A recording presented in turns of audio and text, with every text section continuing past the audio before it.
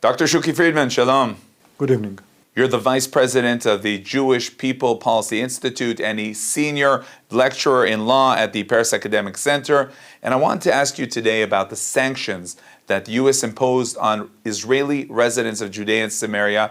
First of all, what do we need to understand about the significance and the consequences of these actions? We have to realize that the sanctions actually not have an impact on only these settlers. And we hear about a specific person, individuals that been sanctioned by the president, and you can say to yourself, okay, not so bad. But the truth is, it might be a disaster for the settlements at all in the Judea and Samaria region because the way sanctions work. First of all, we have to realize that in practice, it's true that the sanctions are impacting now only few individuals, but the president actually declares that in his perspective, almost every activity that contradicts U.S. policy in the West Bank to promote the two-state solution might be sanctioned. That means, for example, if tomorrow morning the government would decide to build another settlement somewhere in Judea and Samaria, the president might decide, and State Department of State might decide to sanction this activity, which means sanctioning the people who work there, the companies constructing this settlement, the banks financing it, and so forth. And that means that in the American perspective, they might sanction every activity in the West Bank, or almost every activity in the West Bank, and that is a red sign for the State of Israel and for its government to reconsider its policy toward the West Bank because the Americans following close and they're not sanctioning individuals.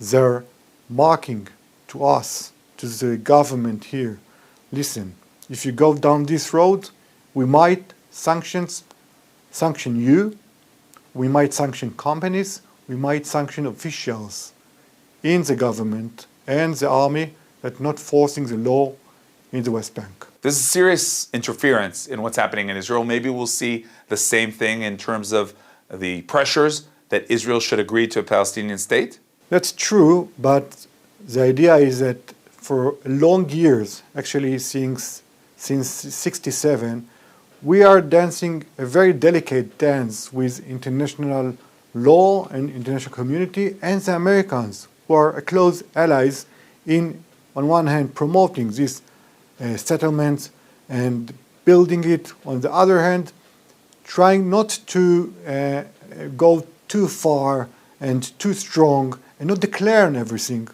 towards these Americans.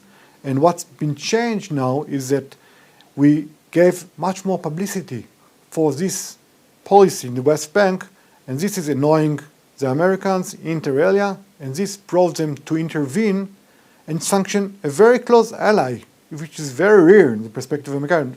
For a comparison, they sanctioning Iran, Cuba, Sudan, and Israel. It's really a disaster. And what should Israel do in response? I think the sanctions have few reasons. One is internal American policy, American politics, and the president have to pay price for the progressives in his party, the far left voters. He's now in an election year, so this is one reason. But we have a major role here. The government, the ministers should reduce their tone, be more moderate, work under the radar, not force the administration to confront with declarations and to explain them to his audience.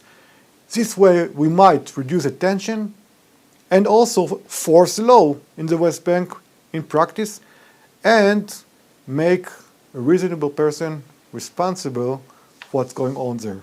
Dr. Shuki Friedman, thank you very much. Thank you very much.